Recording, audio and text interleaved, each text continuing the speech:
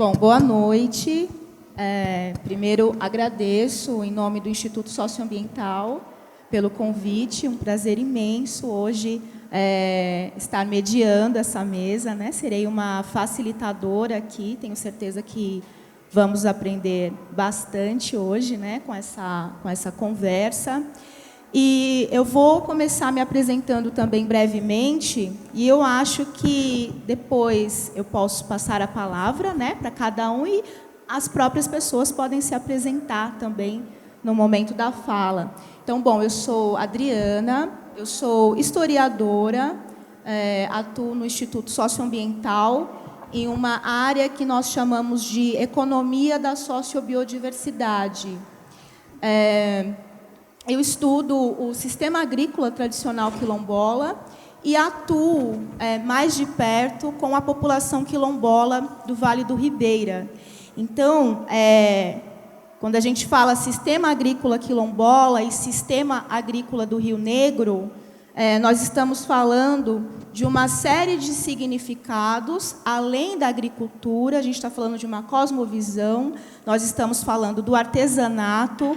Então, estamos falando do modo de vida, né, dessa população. Então, o tema dessa mesa, que é biodiversidade, salvaguarda e artesanato, ele está falando também, além do artesanato, da preservação do modo de vida dessas populações. E como a preservação e a salvaguarda ela tem sido conduzida e tem sido olhada, e como essas cadeias produtivas, desde da artesã que está aqui, até os mercados, até quem consome, como essas cadeias produtivas, elas se associam à preservação das florestas, da manutenção da floresta em pé. Então, é tudo isso que a gente está falando, né? É de todo um tema que abrange e que se amplia, está muito mais além do que o artesanato.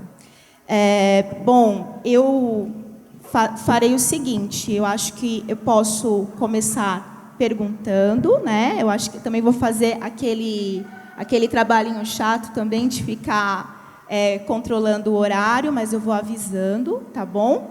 E eu gostaria de começar a mesa com a Marlene Baniwa. Então, Marlene, se você puder, se apresente, né, para nós, fale um pouco do território de onde você vem, né, e desse artesanato que você está representando aqui, e qual é a relação que você tem, que essas artesãs, porque eu sei que existe a presença feminina muito, muito forte no artesanato Baniwa, na arte Baniwa, né? Então, como você, depois que você se apresentar, se você puder começar falando de como é a sua relação com a natureza, eu sei que é uma relação inerente e direta, e como que é o trato dessa matéria-prima, qual é a simbologia desse artesanato, né? E qual a importância que você vê nesse seu fazer, você que é uma guardiã desses saberes, né? Como você vê a importância de salvaguardar esses saberes e como ele vem sendo transmitido para as novas gerações. Oi, boa noite, pessoal. Boa noite, não sei se é boa noite ou boa tarde. Estou perdida no horário. Eu me chamo Marlene, sou da etnia Baniwa. Atualmente eu moro no município de Rio Preto da Eva. Eu trabalho com artesanato desde pequenininha, né? Que meus pais sempre trabalharam, mas não assim para venda. Trabalharam assim, produção para uso pessoal, que a gente trabalha na roça, tudo que a gente faz agora para vender, no caso, né, vender do começo, já de origem da nossa família, já, né, de tradição. Então, para a gente é muito importante assim, a preservação da natureza, assim, porque a gente depende dele, né, para viver, para para tudo praticamente. A gente, onde a gente vive, é rodado de natureza. Se um dia vocês tiverem a oportunidade de ver lá no Rio Preto da Eva, conhecer a gente, como a gente vive, aí vocês vão entender melhor. Então, a importância do nosso artesanato é preservar, principalmente a matéria-prima que a gente usa, que é arumã. É um pouco difícil lá na nossa região, é por causa que já tem alguns que desmataram as áreas, não tem conhecimento. Para eles é apenas um matinho que está lá no terreno, às vezes não sabe para que serve. Mesmo morando no Amazonas, que é cheio de bem floresta, então é um pouco complicado, né, a situação de manter viva a tradição assim no meio da cidade, no caso, porque como fica já perto de Manaus, o Rio Preto, aí eles não têm muito conhecimento assim para a gente assim indígena, né, na área indígena que a gente vive. Lá tem uma aldeia que a gente chegou a participar, morou também junto, que é a aldeia Beija-Flor. Lá situa-se, acho que uns 20 e poucos assim indígenas, a etnia indígena. Eles trabalham praticamente na agricultura, eles não participam diretamente do artesanato, que aí é difícil um pouco de tu ver. É só a nossa família mesmo que trabalha no artesanato lá em Rio Preto. Então, eu vim aqui para apresentar nosso trabalho, a nossa dificuldade, entendeu? Aí, nós estamos aí sei que é muito importante falar de mata, as pessoas já estão cansadas de falar preservação de meio ambiental. Acho que tem algumas pessoas que não é importante, mas para a gente é, porque só a gente que vive lá sabe como que está, né? A destruição da natureza.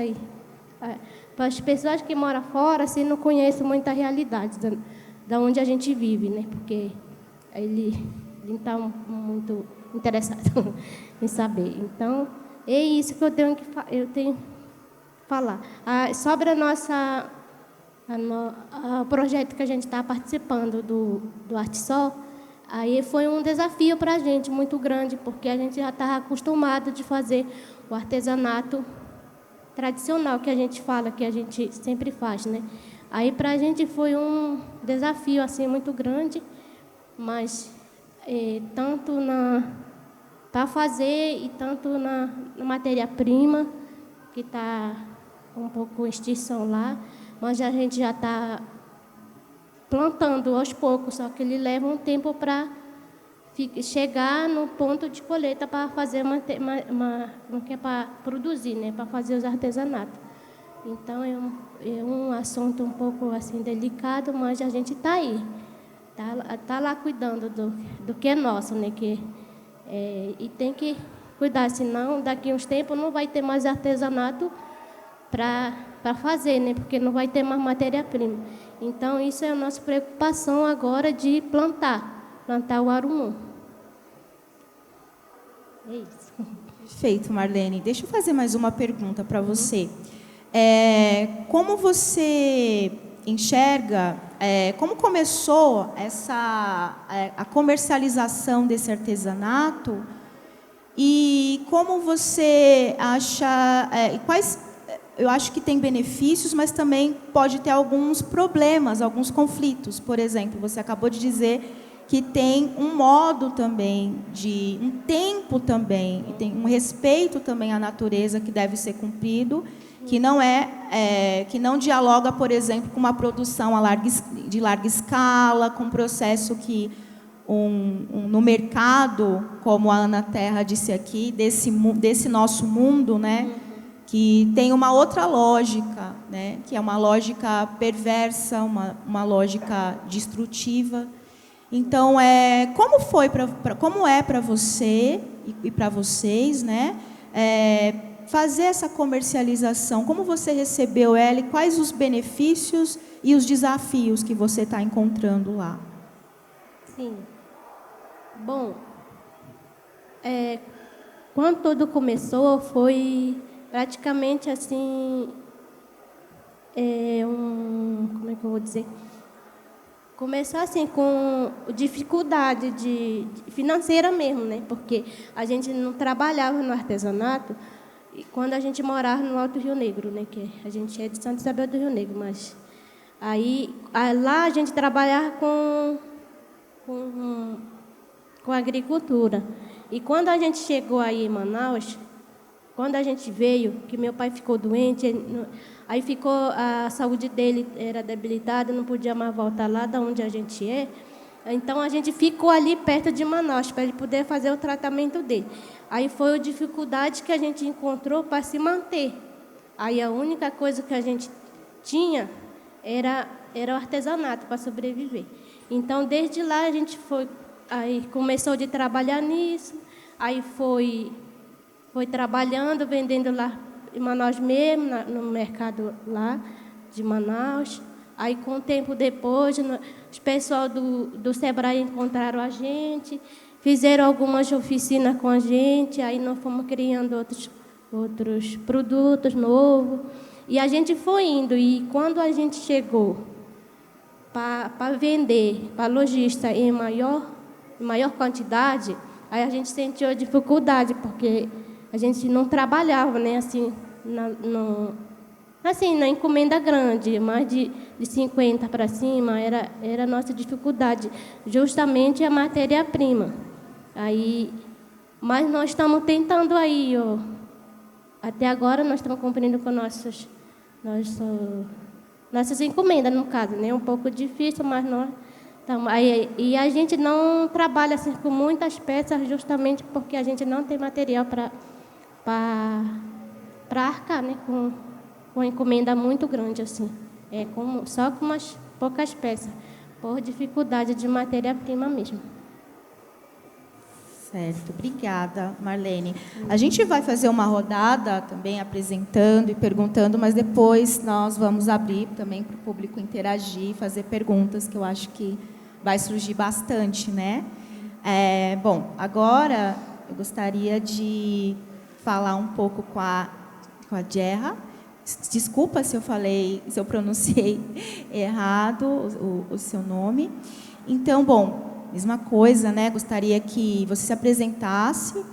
E também, ainda falando de salvaguarda, você tem um trabalho e desenvolve uma ação muito importante no seu território, que talvez eu possa chamar de agência dessa salvaguarda, né? Porque quando a gente fala de salvaguarda, a gente tem um aspecto que é das políticas públicas, mas também os povos e comunidades tradicionais, a população indígena, ela também tem agência, né? E ela também elabora de que forma ela pode preservar e dar continuidade ao modo de vida e a esses saberes. Então, se você puder também contar a sua experiência em relação à soberania alimentar, em como que você desenvolveu,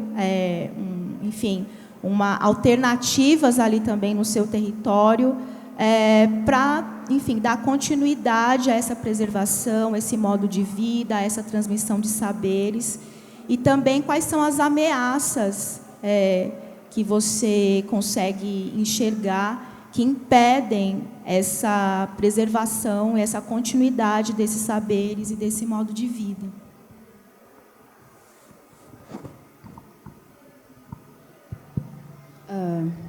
Nhandekaru, Tupamei, boa noite a todos, a todas, a todos, que eu estou aprendendo a falar agora, que tem que falar todos. Primeiro, quero agradecer o convite aqui para poder participar um pouquinho, né, desse encontro, desse bate-papo com vocês, com os parentes, ainda que seja muito rápido, né, sempre bom encontrar parentes assim de longe. E o nosso Brasil é muito rico, é muito grande, e ele também é cheio de problemas, né? Então, um dos nossos problemas no Brasil é isso: é muito mais barato ir para o Paraguai, para a Argentina, do que para o Pará, para o Acre. Eu não sei como isso é possível. Só tem que viver num país bagunçado mesmo para ter essa realidade, né? E aí, então, a gente tem muita vontade de conhecer por aí as aldeias dos parentes, costumes diferentes e ter também toda essa conexão, né, de forças que são muito parecidas.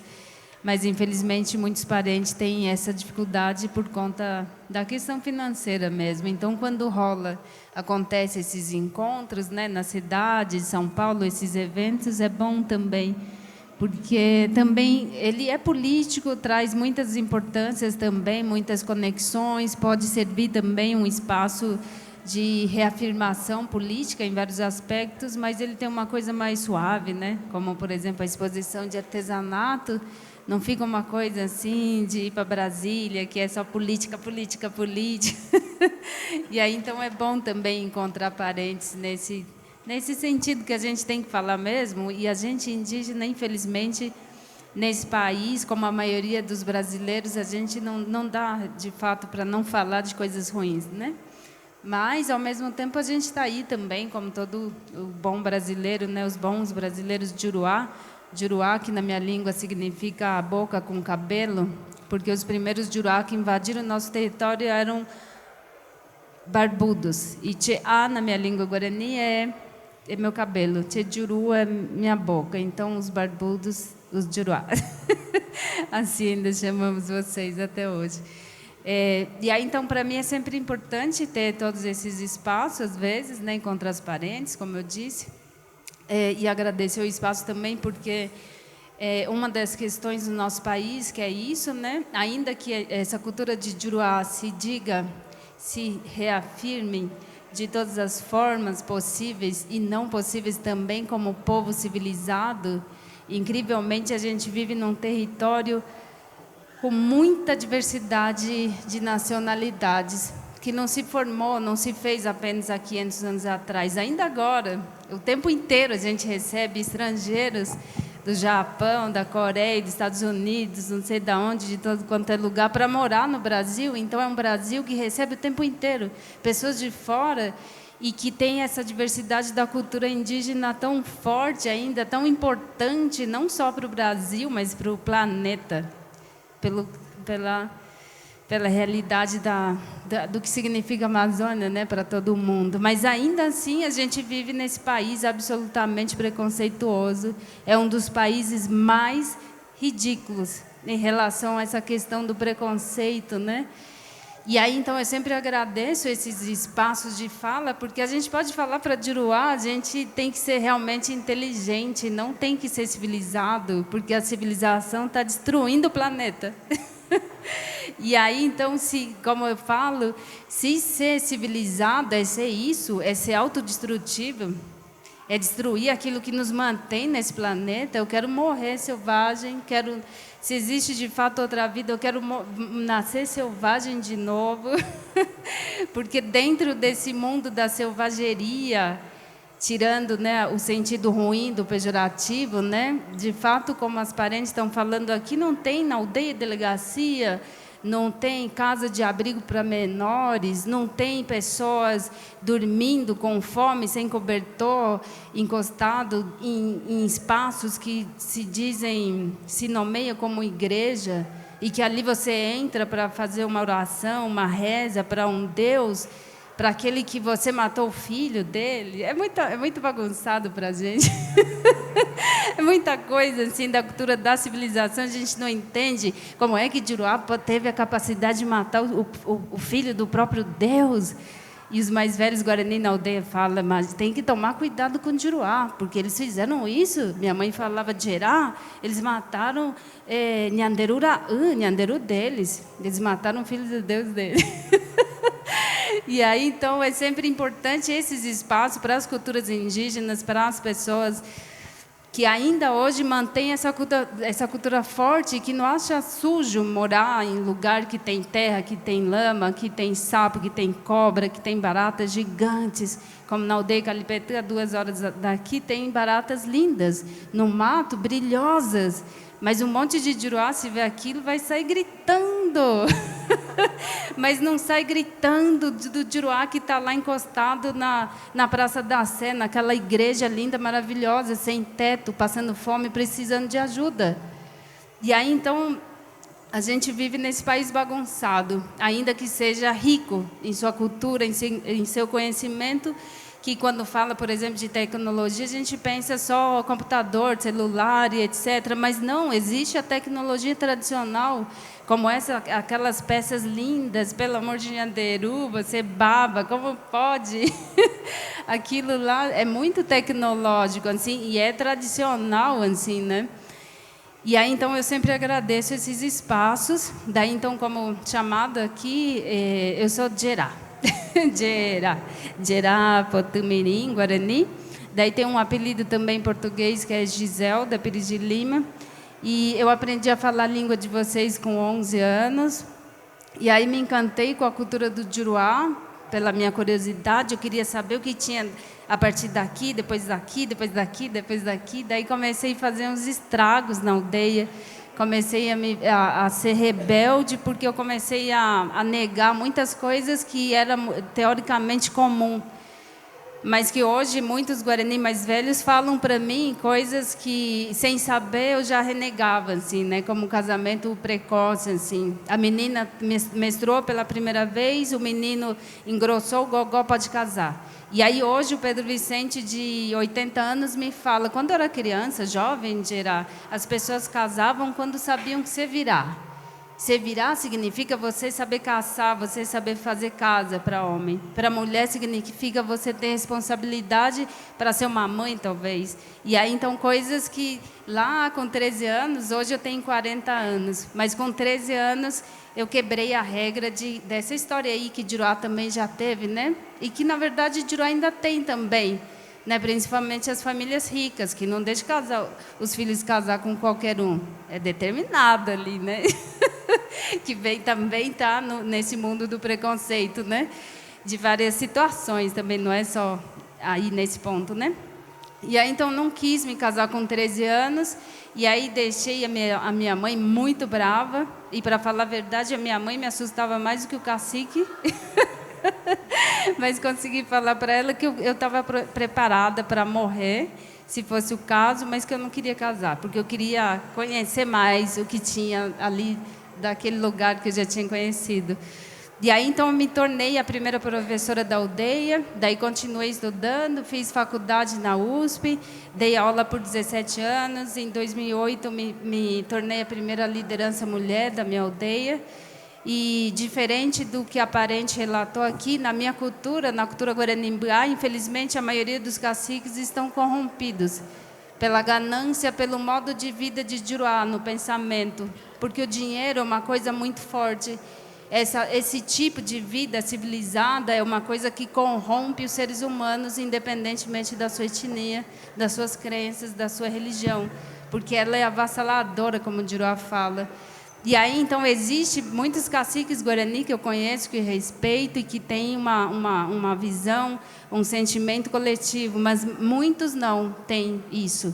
E aí, então, uma das coisas que me fez me tornar liderança na minha aldeia foi isso, de ter sempre homem no comando, e era comando, porque usa-se a palavra mandar.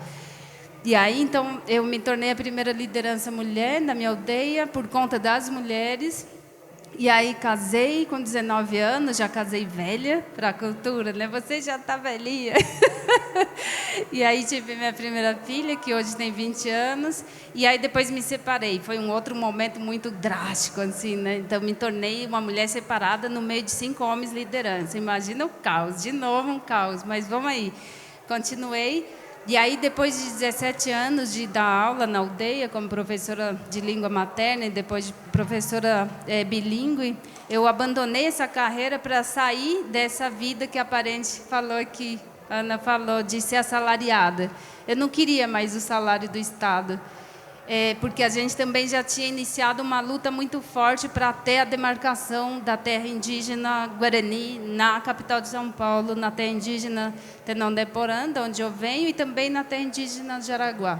E aí eu pensava, logo mais a gente vai ter terra para plantar, então eu não preciso mais do salário do Estado. E ainda que não consiga tão cedo, eu não quero mais ter salário de um braço político que tanto destruiu, que tanto fez mal para o meu povo e para tantos povos indígenas, e que faz mal para o seu próprio povo.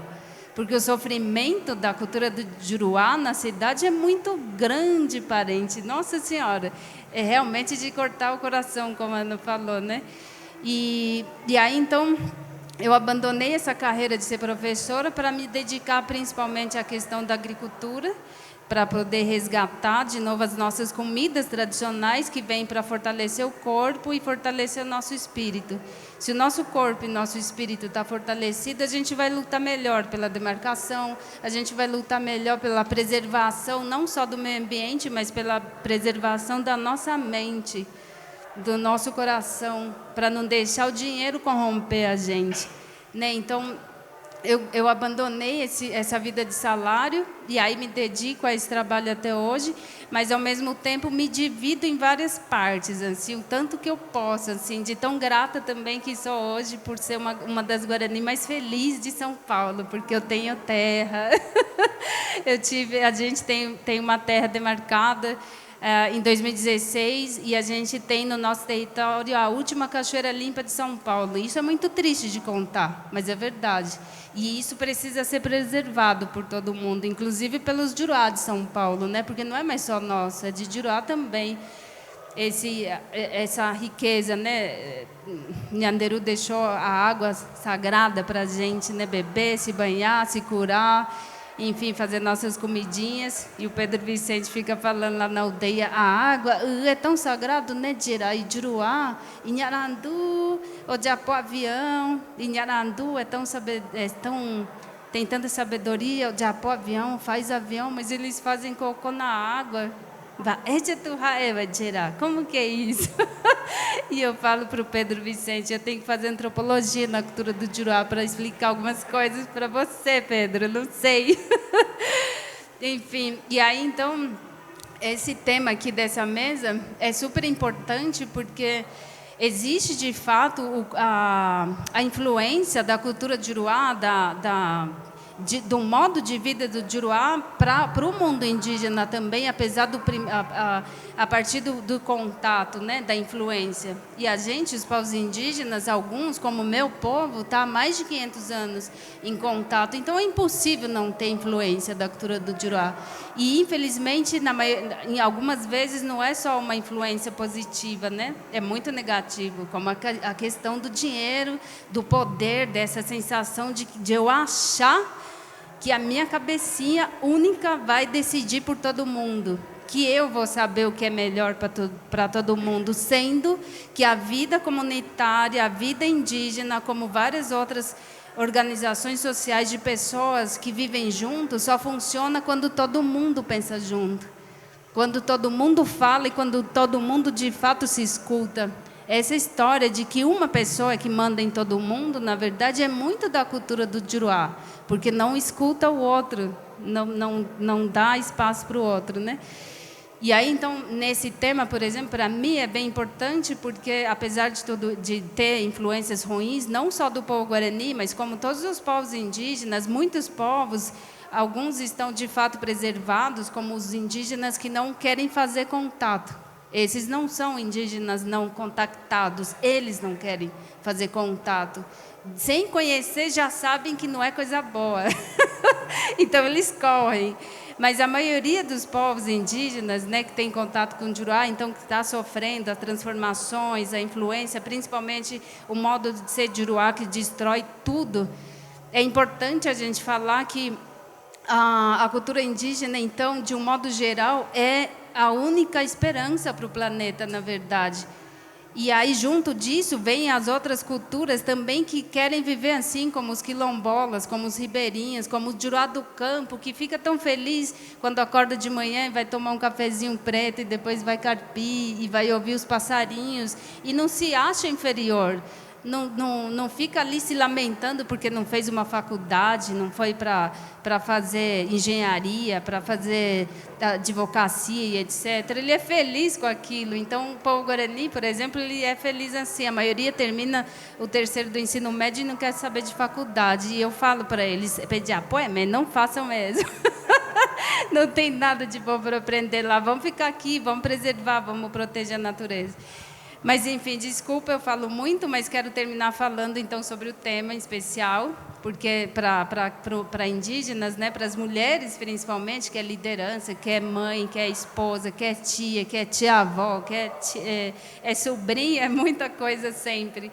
E aí, então, eu sempre tento me dividir um pouquinho. Uma das minhas vidas divididas é o meu trabalho com a questão do meio ambiente, com a natureza, com tudo isso que Nyanderuqueiro deixou para a gente viver. E aí, então, os indígenas, em sua grande maioria, os artesãos, artesãs, como na minha aldeia tem também, a grande maioria, então, ele teve que se adaptar justamente pelas dificuldades, né? Tipo, uma comunidade sem terra para plantar, como é que vai ganhar dinheiro a partir dessa realidade, né? Então, o indígena entrar nesse mercado de trabalho, ainda que seja nessa ideia do comércio justo, de valorizar, de poder, assim, divulgar, ele só entra por questões de dificuldades. O indígena que está lá no seu território, que não tem problema nenhum, não topa fazer essas coisas, entende? A maioria não topa. Topa por dificuldade mesmo, que é a necessidade de falar para Juruá que está tudo errado desse jeito. E aí, então, por mais que tenha um monte de artesãs lá na Amazônia, por exemplo, fazendo essas peças lindas, nunca que... Eu não consigo nem imaginar. Não vai ter um negócio gigante lá, uma fábrica gigante para escravizar pessoas. Por exemplo, que vai entrar 8 horas da manhã e vai sair 6 horas da manhã e tem que assinar ponto. Quem faltou 3 dias sem justificativo manda embora, sem direito a salário, não sei. Não vai ter isso. E a gente não vai tirar da natureza tudo que tem e que não tem para ganhar dinheiro, porque a gente sabe que é ele que nos mantém nesse planeta. E aí, então, os Guarani lá de São Paulo, ou aqui de São Paulo, a gente, né, na capital de São Paulo, no Calipetã, a gente tem quase 16 mil hectares. A gente faz artesanato também, mas a gente pensa muitas coisas. E aí, então, por exemplo, a Secretaria aqui, Municipal do Direito da Igualdade Racial de São Paulo me ligou, uma das pessoas, e falou: a gente quer comprar 300 bichinhos de madeira. Daí já falei: não pode, não dá. Porque é muito, só esse número para a gente já é muito. Uma coisa é a gente fazer 20, 30 peças, como a parente aqui falou, 50 para a gente já é muito. E se você passar desse limite, você de rural, indígena, você já entra no mercado doido do capital. E você pode ser corrompido sim, porque você tem que atender esse tipo de mercado que não para nunca. Como um juruá dos Estados Unidos que passa no Peru, no Paraguai, na Argentina, na Bolívia e tal, de repente estava lá na minha aldeia e propôs uma parceria de trabalho. E aí o primeiro pedido dele já era 100 pulseiras Guarani, 200 brincos desse jeito, 100 cestaria Guarani, do mesmo tamanico. Eu falei: não, tchau, vamos tomar um café e você vai embora. Não dá para a gente pensar assim. E eu nunca vou fazer isso com o meu povo. Eu estou aqui como mediadora, mas nunca vou falar para Potã Justina, que é uma das Guarani que faz o cesto mais lindo assim do povo Guarani. Nunca vou falar para ela fazer as cestas tudo do mesmo formatinho, igualzinho, para mandar para os Estados Unidos, né? Principalmente para esse país que é um dos maiores culpados de tanta desgraça nesse planeta, né? Falei: então comprar 10, 20 e tal, não sei o que, tudo bem, mas mais do que isso não dá. E aí, então, de um modo geral, para terminar, a cultura indígena, o trabalho com o artesanato e tal, pode sim, tendo os meus pontos também de pensar algumas coisas, ele é importante sim, porque, né, a salvaguarda, né, da natureza, da questão da biodiversidade, de tudo que está ali, é muito importante, porque de lá, então, a gente tira a matéria-prima, né? E aí, então... Agora, por último, ET, aproveitando aqui a oportunidade, então penso que muitos juruá vai vir nessa exposição também de juruá que trabalha com feira, com exposição, com artesanato, com a produção, com a divulgação desse tipo de trabalho que para a gente é importante, porque fortalece a cultura indígena, fortalece a questão da necessidade da gente pensar outras formas de vida para preservar aquilo que nos mantém. Mas juruá também tem que pensar, tem que ter muita cautela, tem que ser muito cuidadoso, Como, por exemplo, aqui eu andei pouquinho, assim, porque eu cheguei atrasado, que o carro do meu irmão, que é velho, quebrou e daí atrasou. Mas, por exemplo, Juruáquera, eu estou vendo muito Juruá, na cidade de São Paulo, trazer muitos indígenas para vender peças com plumas, entende? Arara azul, todo mundo tem que saber que está em extinção. Então, Juruá não pode promover feira com cocar de arara azul, não pode promover brinco com penas de arara azul, não pode acreditar na ideia de que essa arara foi morta para ser comida e para fazer um ritual. Tipo, já vi feiras que Nhamandure devia ter morrido mais de 50 araras para ter tudo aquilo que tem ali. Então, a gente tem que pensar junto, a gente tem que se unir. A gente não pode também promover as coisas piores e piores com aquele que ficou numa situação de vulnerabilidade que também se perdeu um pouco. A gente tem que pensar junto mesmo. E aí, então, a gente pode apoiar, valorizar e, quando necessário, também conversar sobre isso. O Juruá consciente também pode conversar até com o próprio indígena. De onde vem isso? Como vem isso? Entende? Tem um monte de galinhas, por exemplo, que tem umas penas lindas, maravilhosas, e galinha não está em extinção. E aí, então, dá para fazer adaptações. O que a gente não pode é não pensar nas coisas de forma ampliada. Né? Então, nas aldeias indígenas, nas culturas indígenas, os rituais são sérios, tem que ser respeitado. Então, o cacique ou alguém ter uma roupa com pluma de arara ou de outro animal que está em extinção, tudo bem. O problema é quando sai isso de dentro para fora de forma exagerada. E eu estou falando isso, não é de forma exagerada. São situações específicas. Uma delas que eu tive há pouco tempo, que veio uma indígena lá do Mato Grosso, Nambiquara, que casou com uma guarani da minha aldeia e que trouxe muito cocar, tudo de arara azul, muito. E aí, então, é muito triste tudo isso. Desculpe. Obrigada. É fantástico te ouvir. Eu estava com dificuldade também, porque eu queria ouvir tudo, mas a gente, por conta do tempo, mas a gente já volta para você concluir e o público perguntar mais um pouco. Bom, agora vou passar a palavra para o Kleber, né, para que você se apresente e fale do Instituto Cabu, né? E também, Kleber, eu gostaria que você contasse para a gente como você enxerga essa relação com o mercado, quais os conflitos e se é possível estabelecer uma relação de comercialização sustentável e que respeite tanto a biodiversidade, mas, sobretudo, a agência e o protagonismo, né, dos povos indígenas. O que o Instituto Cabu vem fazendo em relação a isso? Oi, pessoal. Tudo bom? Boa noite, pessoal. Aí, estava aqui pensando o que eu ia falar, as mulheres aí falando bastante, coisas muito importantes. Eu falei, caramba, eu estou ferrado, o que eu vou falar aqui, né?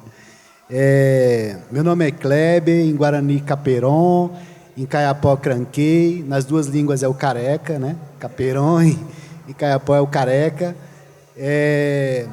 Trabalho com povos indígenas há bastante tempo.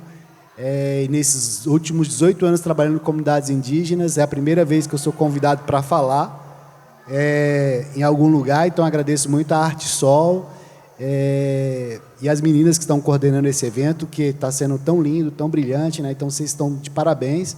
E agradecer também vocês, né, por estarem aqui pacientemente nos ouvindo, a fim de trocar ideias, de conversar um pouquinho, né? Então, é muito bacana quando a gente vê, eu estava percebendo enquanto as meninas estavam falando, todas vocês ficaram aí sentadas, esperando, super educadas, a maioria mulheres, né? Mas também pelos homens que estão aí, a gente fica feliz, porque esse é um debate, um tema de toda a sociedade, né? Eu trabalho no Instituto Cabu desde sua fundação. O Instituto Cabu é uma associação comunitária, foi fundado em 2008 no estado de Pará, em Novo Progresso, né? Infelizmente, o Cabu, essa semana, saiu em todas as jornais aí, com as ameaças, vocês devem ter visto, né, nos principais jornais, as ameaças dos garimpeiros a respeito do trabalho que o Instituto Cabu faz, apesar de ele não ser um órgão de governo, que isso é uma função do IBAMA, da Polícia Federal e do próprio Estado brasileiro, de proteger terras indígenas. Os próprios indígenas fazem a vigilância do seu território e denunciam também aquilo que está acontecendo, que é a destruição dessa biodiversidade que nós estamos falando, né? Então, a gente sabe que a principal ameaça à biodiversidade não é o comércio em si de artesanato, não é uma produção exagerada de artefatos ou de uma cestaria, mas é a especulação imobiliária, é a grilagem de terra, é o desmatamento, é o garimpo ilegal, é uma política de Estado que promove a destruição dos habitats, mas, sobretudo, é a consequência do nosso modelo de sociedade que falhou, né? A gente está numa sociedade que falhou, e a gente sabe disso há muito tempo, né? Desde 1972, quando teve a primeira conferência, uma das primeiras conferências sobre meio ambiente, a gente estava discutindo sobre o desenvolvimento sustentável, quando, na verdade, a gente deveria estar discutindo sobre sociedades sustentáveis, né?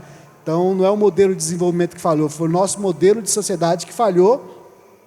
E a gente tem, de fato, os povos indígenas como um modelo de sociedade mais próximo, mas eu, como costumo falar também, no Instituto Cabu a gente trabalha com isso, a gente fala sobre alguns aspectos que a gente não deve romantizar, a gente não deve vitimizar, né? E a gente também não deve ficar fingindo coisas, né? Então, é muito importante que a produção indígena ela tenha impacto, ela no ambiente, na biodiversidade, mas é um impacto pequeno comparado com outros modos de produção. Então, um impacto insignificativo, mas tem um impacto, tem uma alteração local, tem uma espécie de buriti que diminui em determinado local, uma espécie de cipó que é bastante usada. Quando tem festas em aldeias que são muito grandes, todo mundo precisa pegar cipó titica ou buriti, então, localmente, aquela espécie fica um pouco enfraquecida, mas você tem um uso mais sustentável possível que a gente conhece no nosso modelo de sociedade, né? Então, é importante falar isso e, como você fez a pergunta sobre é possível equacionar o que é possível fazer, a demanda, o mercado, a compra, a comercialização, a produção. Então, são todos aspectos de uma cadeia produtiva complexa, né, e que ela precisa funcionar. As comunidades precisam de renda, né? Eu trabalhei muito tempo no Rio Grande do Sul com os Mbiá, era para ficar 2 anos, fiquei 7 anos lá. E aprendi muita coisa com os caciques, com o Tcharamoi, e eles falavam bem assim, Caperon, a gente precisa do pirapiré também, né? Agora tem que comprar coisas que aqui a gente foi empobrecido no Rio Grande do Sul, a gente, nossos tecoás, nossos territórios foram fragmentados, sobrou à beira da estrada a lona preta e pouco lugar para fazer cocoé, que são as roças. Então, a gente também precisa do pirapiré. E com Caiapó, no Pará, tem um território de 6 milhões de hectares de uma floresta praticamente intacta. Então, por isso que lá tem tanta ação de intrusores, né, que querem... Porque o que sobrou de riqueza está nesse território, né? Então, e é um território que está sendo preservado para quem? Para todas as futuras gerações, para nós que estamos aqui em São Paulo. Eu moro em Brasília e lá também a gente é beneficiado com os rios voadores. Então, lá está uma seca danada, está pegando fogo em tudo. Então, assim, esse modelo de produção e essa integração dessa cadeia produtiva dos Caiapó, ela passa por uma ideia de equilíbrio, porque não dá para a gente trabalhar nos extremos, e todo extremo é perigoso. Então, romantizar e dizer, não produza, não entra nesse modo, porque mercantilizar a cultura indígena é um extremo. Não vamos produzir, vamos parar de namorar, vamos parar de fazer festa, vamos parar de fazer quicré, vamos produzir e ganhar muito piocaprim, é outro extremo. Então, qual é o equilíbrio? Qual é o caminho do meio? O caminho do meio é atender às suas necessidades e está de boa. Então, os Caiapó têm trabalhado assim, algumas comunidades assim, outras preferem esse modelo de exploração de curto prazo, né? Ganhar muito dinheiro de uma forma mais fácil, mais rápida, e isso tem levado conflito na Amazônia. Vocês têm visto que tem parente querendo matar o próprio parente, tem aldeias se dividindo. Então, tudo isso porque o Juruaquere, né, os Cubem entraram no meio com suas políticas de extermínio. Então, é um desafio equilibrar isso, é possível. A gente no Cabu está trabalhando com essa ideia de compatibilizar. A gente começou o projeto sem pensar no mercado, o mercado veio depois. A gente cria um mercado, a gente trabalha no tempo da floresta, respeitando a sazonalidade das espécies. Então, é uma conversa inicial, mas são temas desafiadores. Isso é só para a gente apresentar um pouco o panorama dessa associação comunitária criada e dirigida por Caiapós, com o qual eu tenho a maior alegria de trabalhar com eles desde a sua fundação. Já são, 15, 14 anos trabalhando com os Caiapó. Todo ano eu pergunto, e aí, vamos continuar? O trabalho está bom, está ruim? E eles, não, vamos continuar mais um pouquinho, você é aproveitador, você não presta, com o bem caigó, mas vamos ficar mais um pouquinho. Porque o Caiapó fala na cara, né? Ele fala, ele está ruim, Kleber, você traz pouco piocaprim para a aldeia, você está aí, seu carro é bom, sua casa é boa, e nós aqui, minha chinela está quebrada, meu piocaprim é pequeno, mas vamos continuar mais um ano que a gente vai melhorar. Então, é uma relação muito bacana, muito verdadeira, mas não tem aqueles elogios assim. Isso é muito bom porque faz a gente perceber que sempre é necessário fazer um trabalho melhor, com mais responsabilidade, e essa responsabilidade que está sobre um técnico não indígena, branco, careca, que é privilegiado por morar numa capital, que teve acesso a estudo, e devolver isso para uma comunidade que é riquíssima em saber, em cultura, é riquíssima em dinheiro também, apesar de não ter o patrimônio econômico ali líquido na sua conta, tem um território vasto, uma cultura que não dá nem para dimensionar o quanto ela vale. Só o nome já vale dinheiro na nossa cultura, né? Então é um privilégio para mim poder trabalhar com os Caiapó. Eu me sinto bastante honrado de também ter trabalhado com os Bimbiá Guarani durante 7 anos e ter deixado bastante fruto bacana em 12 tecoás no Rio Grande do Sul, e agradecer demais a Artsol por esse convite. É o primeiro, vou falar a segunda vez lá em Alter do Chão, talvez, né, Patrícia, lá com o pessoal do Origens Brasil, e depois de tanto tempo trabalhando, foi a primeira vez que eu fui convidado para algo, e eu fico feliz de estar aqui dialogando com vocês. É isso. Muito bem. Bom, eu acho que a gente pode abrir para o público interagir também. Eu acho que devem ter algumas questões, né, que podem ser colocadas aqui para o Kleber e para as mulheres também. Quem gostaria de fazer uma pergunta, começar essa conversa aqui mais aberta?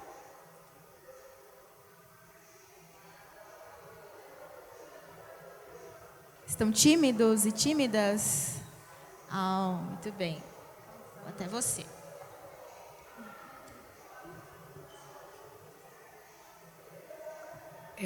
Boa noite, todos, todas, todes.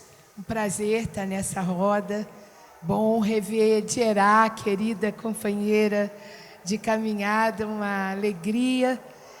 Uma alegria também ver os outros companheiros aqui, companheiras. Nós estamos... Meu nome é Ana Cecília Simões, eu sou professora da Escola Pública Amorim Lima, que é uma escola é uma escola no Butantã, território aqui da Zona Oeste, né, quer dizer, lá da Zona Oeste, aqui de São Paulo. E a gente tem um trabalho muito intenso com as crianças, com o que a gente chama de marcador curricular, que são os roteiros de pesquisa, né? É uma escola de educação integral, como concepção, uma escola pública de educação integral, e uma das coisas que a gente faz é ir até os territórios, trabalhando com as crianças, com os nossos estudantes. Fomos lá na aldeia Guarani, a aldeia Tenondé-Porã, e nosso desejo é percorrer várias aldeias. Nós estamos às vésperas de uma eleição bastante complexa e bastante importante, me parece, para todos nós que nos importamos, como o Kleber estava falando, que nos importamos com a história e a perspectiva social dessa história. Então, eu queria saber o que existe de problematização e postura indígena, do lugar de fala indígena em relação à assunção também dessa organização de trabalho, porque o campo de luta político partidário também é um campo muito importante e que não pode ser, vamos dizer assim, pouco valorizado. Então, qual é o momento, qual é o fortalecimento do lugar de fala indígena, o lugar de fala dos povos originários em relação às propostas de políticas públicas em atenção à inclusão dos povos indígenas como cidadãos e cidadãs de trabalho e de direitos no nosso país. Obrigada. Um prazer estar aqui nessa roda. Excelente pergunta, né? Como as políticas públicas aí também, que são extremamente importantes, né? Porque existe uma responsabilidade do Estado em relação a essa salvaguarda, né? Então, vocês podem responder ou comentar.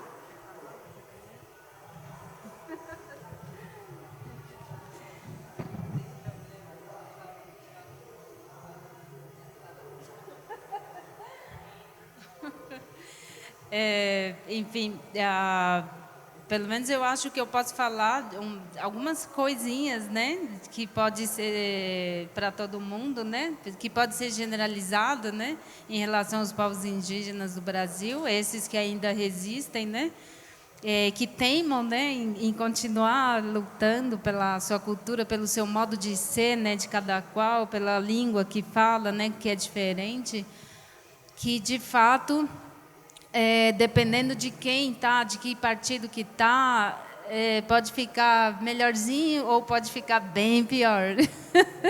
E esse que a gente está vivendo agora é o pior, assim, é um dos piores da história do Brasil também, porque a gente vive num momento de muita facilidade também de saber de coisas pelo mundo tecnológico, aí sim, de celular, de computador, muito avançado.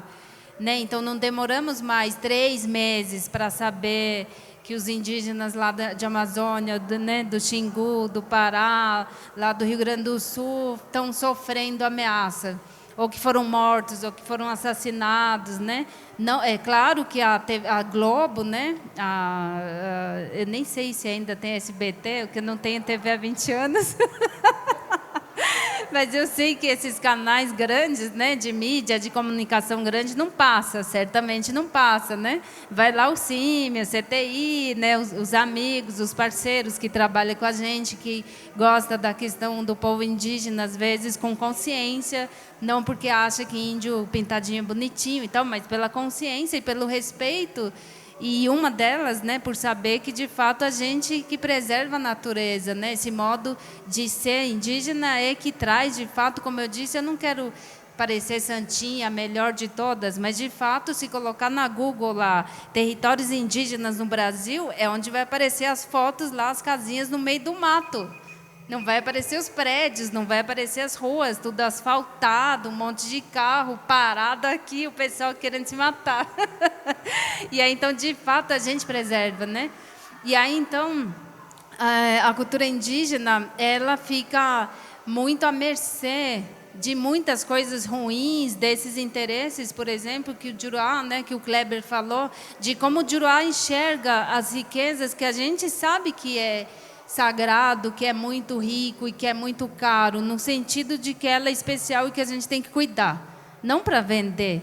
Né? Então, como o meu marido é Juruá, ele é literalmente boca com cabelo. Eu estou casada com o Juruá há 12 anos e ele é antropólogo e eu conheci ele lá no Rio Grande do Sul, a gente se apaixonou lá na aldeia de Coenju. E daí esse Juruá, meu marido, ele fala assim, Juruá, a cultura do Juruá não consegue conceber a ideia de que você pode fazer alguma coisa de graça para o outro. O Juruá não consegue conceber a ideia de ver alguma coisa tão bonita, e como você se emociona quando vê uns bichinhos diferentes, e o Juruá já quer pegar aquilo e já quer se apropriar, quer vender, quer produzir mais para vender, né? Então, toda essa concepção do jeito de pensar de Juruá, ele piora em determinadas situações em relação a partidos políticos, né? E aí, de novo, eu repito, não é para ofender todos os Juruá. Eu tenho amigos queridos Juruá, não tenho preconceito, tanto que eu estou casado com Juruá há 12 anos, mas, de fato, eu tenho crítica em relação a essa cultura que se diz civilizado. Mas, Nhanderu do céu, São Paulo, é o centro de São Paulo, que tem tanto movimento até pela maconha, que é uma planta linda, meio cheirosa, muito boa de cheirar. Se fosse da minha cultura, eu ia gostar muito também, que eu poderia usar culturalmente em rituais, talvez, porque eu gosto muito do cheiro. A folha é muito bonita, e daí tem manifestações de várias outras situações, né, do movimento gay, do movimento negro, do movimento sem teto, não sei, muito. E aí, de repente, está ali exclamando uma pessoa que, se ganhar, vai acabar com tudo isso, que não gosta de mulher, que não gosta de indígena, e que não vai mais demarcar território, e que se dane todo mundo. E a gente tem a eleição de uma pessoa assim. E aí a gente, então, vai, de fato, esperar o quê? Com certeza vai acontecer tudo isso que está acontecendo. E a gente, quanto povos indígenas, nesse mundo da civilização que está tudo errado, a gente que é dono desse território tem que passar fome, tem que lutar por míseros pedaços de terra que um dia já foi todo nosso. A gente tem que falar para as nossas crianças parar de chorar, porque não tem o que comer mesmo. A gente tem que ver o outro morrer, levar bala de borracha, levar bala de arma, de fogo mesmo e morrer, e a gente só tem que chorar, enterrar. As aldeias dos Guarani Kaiowá, no Mato Grosso, cresceu absurdamente na situação de Juruá lotear os territórios. Então, tem aldeias pequenininhas, no meio de soja, rodeado. Então, essa questão da nossa política do país, de fato, é uma coisa muito importante, mas, para mim, é muito desesperador, para falar a verdade. Porque como é que uma coisa que já começou tão errada vai dar certo algum dia? E aí, então, as pessoas vêm me perguntar na minha aldeia, o que você acha das pessoas indígenas que estão se candidatando? Eu fico tão com problema, assim, parente queiro é plural, sabe? Parente queiro, tem tanto problema de responder isso, porque, enfim, a política, para mim, é muito ruim.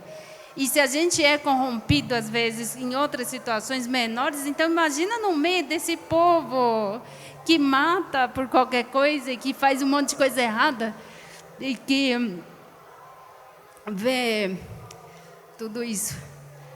A Amazônia, então, pegando fogo. Desculpa. Desculpe.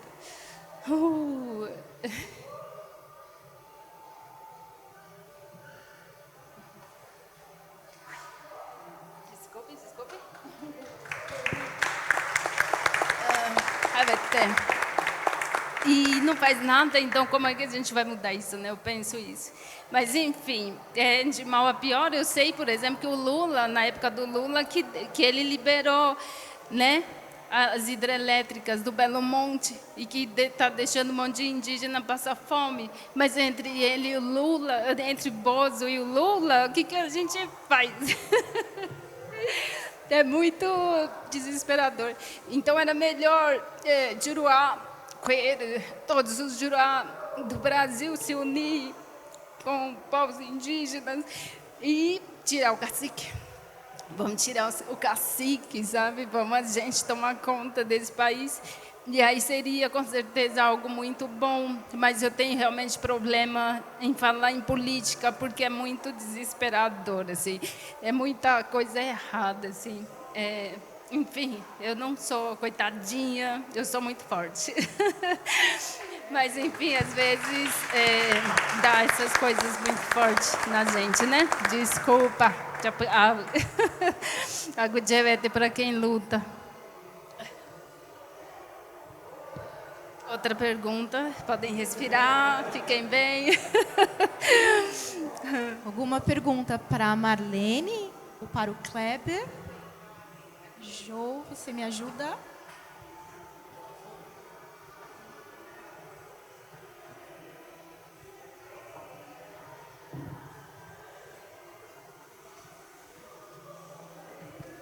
quero aproveitar, acho que pode servir para todos, sobre esse aspecto da coletividade, do pensamento de grupo, que é tão presente, acredito que na cultura de todos vocês, e que é da onde talvez algo novo possa surgir.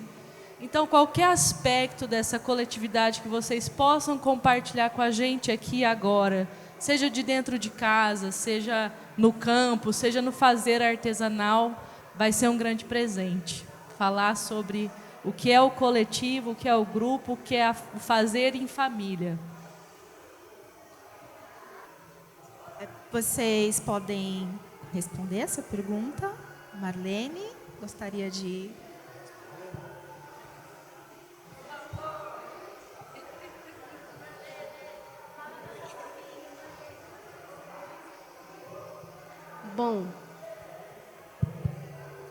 Bom, lá na minha casa, geralmente a gente decide as coisas assim junto, no caso. Aí, falando da política, não é mais muito de se decidir. Aí, começando lá da base da cidade onde eu moro.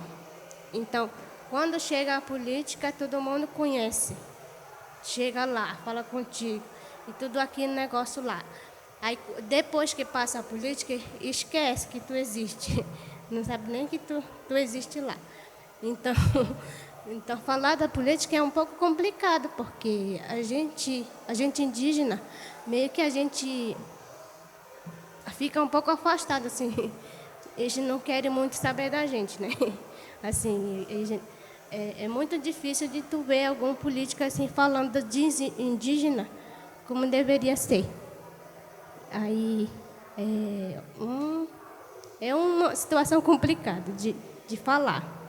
Então, o que eu tenho que lhe falar assim que agora nesse momento de política, a gente como de indígena, a gente que tem que escolher aquela pessoa que tu vê que mais ou menos te ajuda, que te ajudou de alguma forma do outro, para preservar a nossa natureza, a nossa convivência familiar, porque também falar de política, às vezes vem conflito entre a família, outra fala de um, outro fala do outro.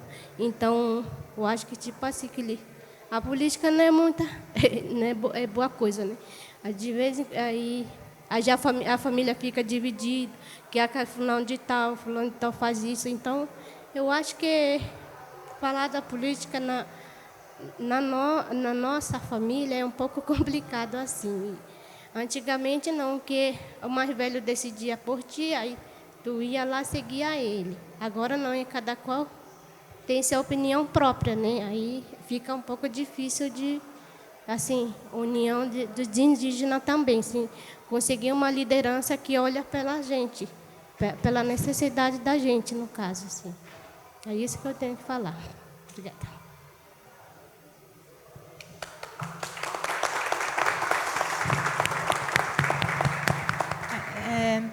A nossa amiga perguntou também sobre esse senso de coletividade, né? Porque aqui nesse outro lado, né? Nessa incivilidade que nós vivemos na cidade, existe um outro modelo, né? De mundo mesmo, de produção, de convívio, de sociabilidade, né? Que os povos e comunidades tradicionais, os povos indígenas, eles têm uma outra forma, né? Tem uma outra cosmovisão. E gostaria que vocês comentassem como que dos impactos também, né? De quando se chega aqui na cidade, o que vocês sentem e o que vocês veem de mais distante. E falar um pouco desse senso de coletividade, como é essa sociabilidade na aldeia, né? E como se vocês enxergam, do que vocês enxergam mais distoante quando vêm para cá?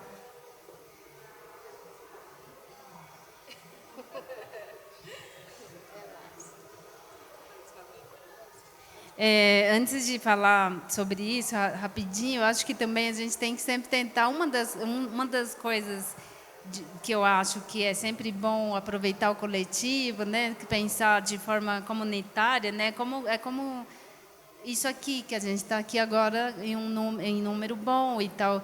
E se daqui de Juruá, por exemplo, tem meia dúzia, uma dúzia de Juruá que começa a pensar diferente, ou que vai atuar de forma indiretamente, ou principalmente diretamente, para mudar a opinião de algumas pessoas, ou mudar o ritmo da vida, que é possível ser diferente, por exemplo, já é válida. E aí, então, quando o Kleber fala assim, de como que a gente pode equilibrar, né? Porque a gente não pode ser drástico, né? Tipo, indígena, você não pode vender artesanato, porque você vai ajudar a destruir também a floresta. Não, não pode fazer. Em algumas coisas, de fato, eu sou muito drástica, assim, porque é assim que eu consigo enfrentar também esse mundo maluco, que é, independentemente também se você é indígena ou não, se você é mulher, você já tem muito problema.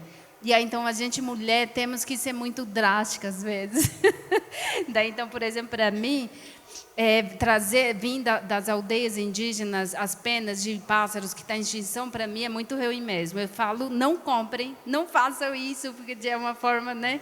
Mas, todas as outras coisas, eu tento equilibrar. E aí, então, uma das coisas que eu tenho na minha vida, que meu pai me ensinou muito quando eu era criança, que eu acho que é o caminho de tudo, pelo menos para mim, Guaranimbá, que meu pai me ensinava, Gerá, você tem que ter só o suficiente, porque a gente está aqui nesse mundo só para fazer uma passagem. Se você acumular muita coisa, você vai tirar de outras pessoas.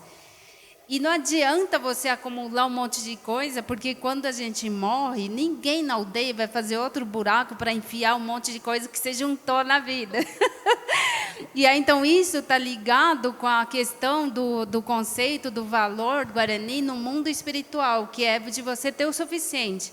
Então, hoje, por exemplo, eu estou com meus sapatos cheios de lama e tal, porque eu só tenho 3 sapatos. Não tem que ter mais do que 3 sapatos. Para que eu vou ter mais de 3 sapatos?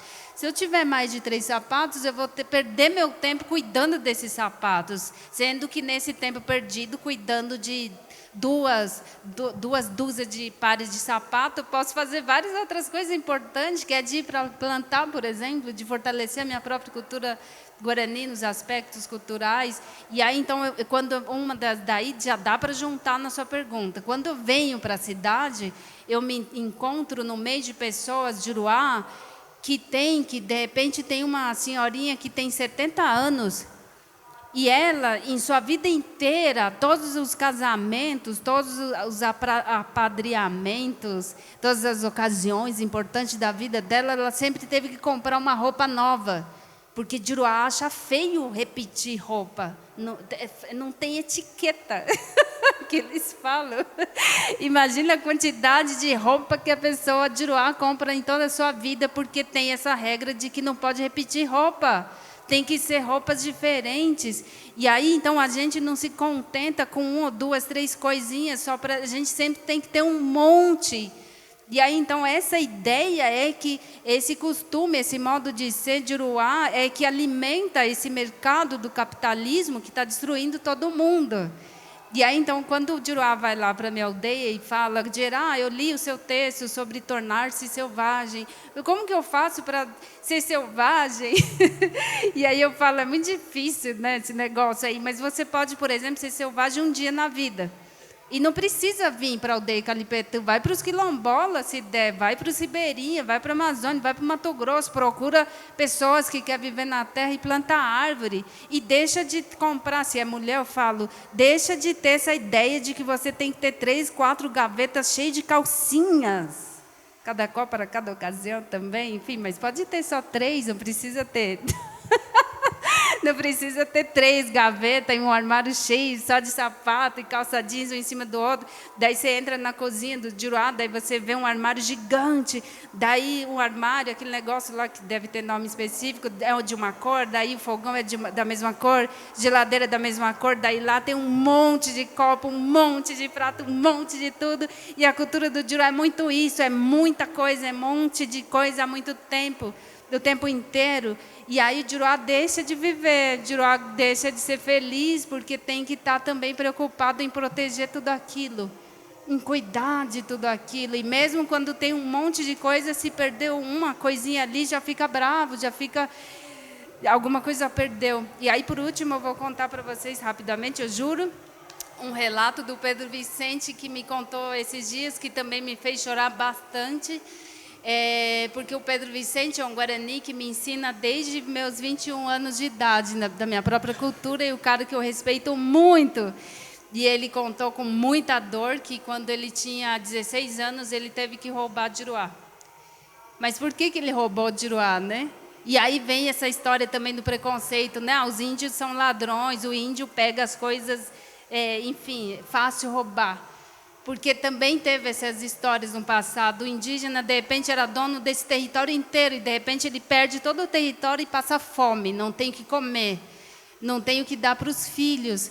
E aí o Diruá, que roubou o seu território, está ali com uma grande fazenda, tem porcos, tem cavalo, tem vaca, tem galinha, tem pato e não sei o que a gente faz. Eu também roubaria.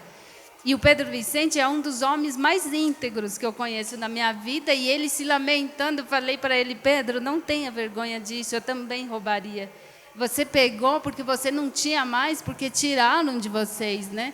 E aí, então, essa coisa toda está dentro, para mim, nessa concepção de vida, de juntar, de acumular tudo, de querer tudo para si, um monte de coisa. Então, a partir do momento que a gente talvez deixe um pouco esse tipo de estilo de vida, a gente talvez comece a consertar as coisas, a diminuir, né? A ter pouquinho, não precisa ter pouquinho. E os Juruá de São Paulo, por exemplo, se não tiver tanta mais coisa, não se preocupar com tanta coisa, e não se preocupar com o futuro dos filhos, que nem sabe que tipo de pessoas que vai crescer, já se preocupa que tem que lutar pelo futuro do filho também, nem amadura, nem vive.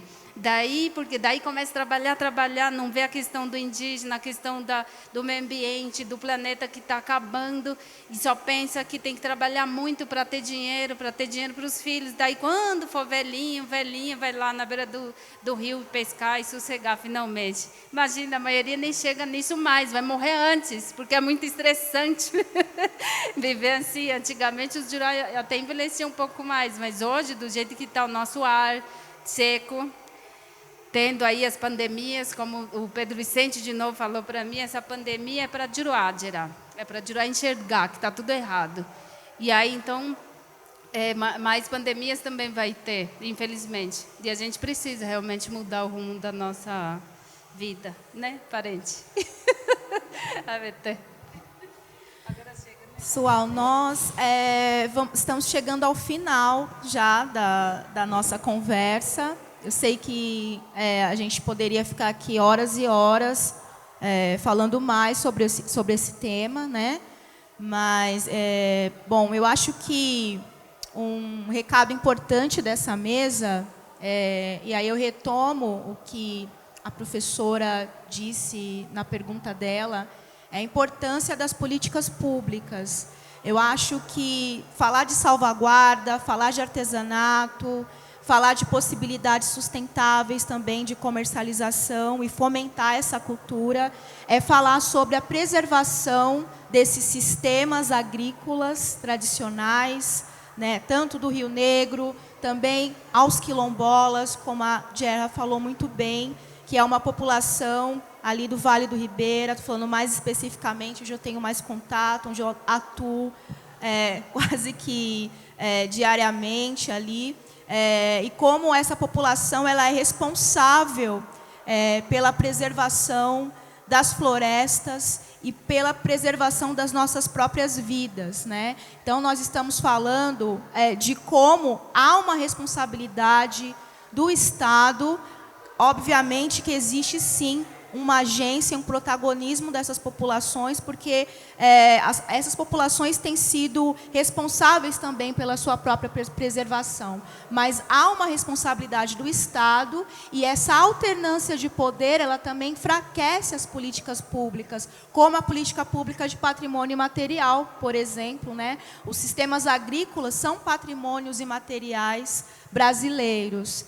Mas a alternância de poder ela também enfraquece as políticas públicas, ela vulnerabiliza essas políticas. Então, qual a nossa responsabilidade também, agora no dia 2, né, de outubro, de fazer com que esse cenário mude e que as pessoas que estejam ali nos representando estejam comprometidas com o modo de vida dessas populações que nos prestam um serviço à vida, né?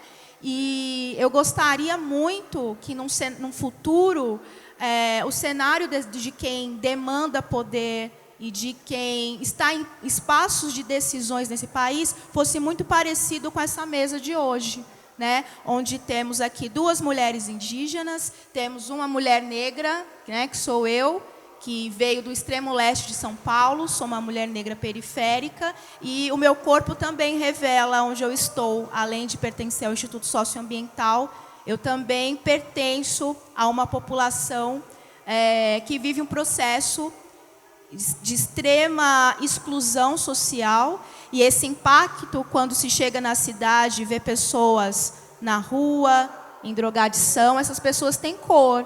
Então, a gente precisa também ter um compromisso com o meio ambiente, com as populações e povos tradicionais, mas também refletir sobre esse mundo daqui, essa incivilidade que nós vivemos e que as coisas elas estão relacionadas. Então, qual o compromisso real, antirracista, que todos nós temos e que todos nós devemos, de fato, concretizar, né? Então, a diversidade não ficar só como uma alegoria, mas ela ser, de fato, essa tal diversidade, ela ser concretizada. E eu fiquei muito feliz, muito honrada de ter participado hoje dessa mesa, principalmente com essas 2 mulheres, né, que são as detentoras do saber e que são as responsáveis pela transmissão desses saberes de geração a geração, né? E isso é uma luta contínua, né, e que eu tenho certeza absoluta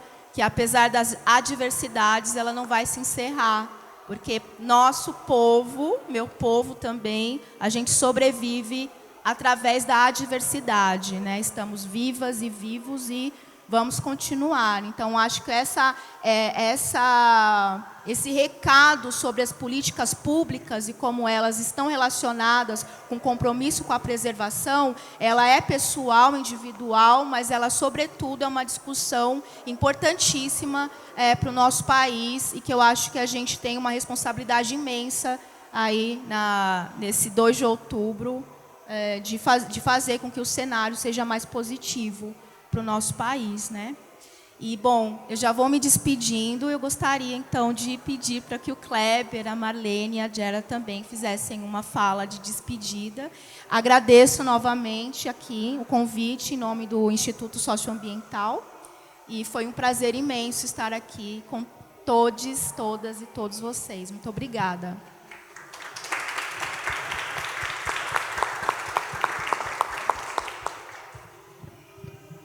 Pessoal, eu só queria agradecer também a oportunidade de falar, né, de estar nesse espaço de diálogo. Tem muitas... É um espaço muito curto para a gente falar, né, mas o importante é que a gente está vivendo processos de mudanças importantes na construção de sociedades comunitárias, entendendo muito disso com os povos indígenas, né, que têm uma vida comunitária. Conversei com o Jerônimo Franco, lá no Rio Grande do Sul, e falei: Kleber, o Mibiarecó, o modo de vida Guarani é um modo comunitário, né? Então, a gente senta, apesar de ser um modo, às vezes, comunitário de forma nuclear, ali, aquela família pequena, mas é o que a gente tem para aprender, né?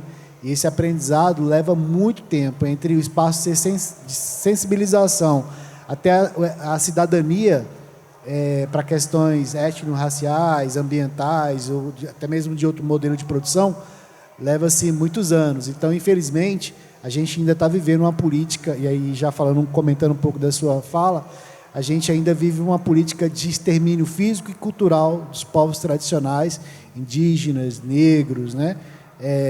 E outros povos vulneráveis não porque são vulneráveis em si, mas foram vulnerabilizados porque a propriedade privada sobrepôs os territórios tradicionais. Então, a gente vive essa política de extermínio físico que ainda está em vigência e perpassou todos os governos da nossa República, né? É como os povos que foram escravizados foram prometidos. Não, continuem escravizados mais um pouquinho, que os filhos de vocês vão nascer livres. Então, com os povos indígenas hoje, com as comunidades tradicionais, não, a gente libera mais um pouquinho de política pública, faz mais isso, mas ainda cede muito para o lobby econômico, né, do crescimento econômico, do agronegócio. Então, a gente está entre a cruz e a espada, né, como a Cunhã Porã falou, que, de fato, a gente é uma decisão muito delicada, mas é escolhido entre o cenário menos pior, né? Então, agradeço mais uma vez essa oportunidade de falar, de conversar com vocês, e muito boa noite.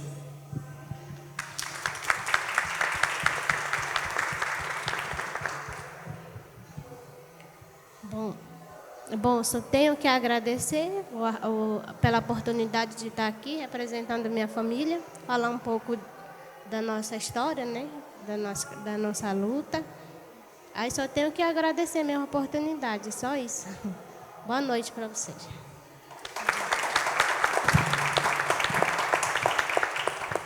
Boa noite também. Avete. Aguchevete.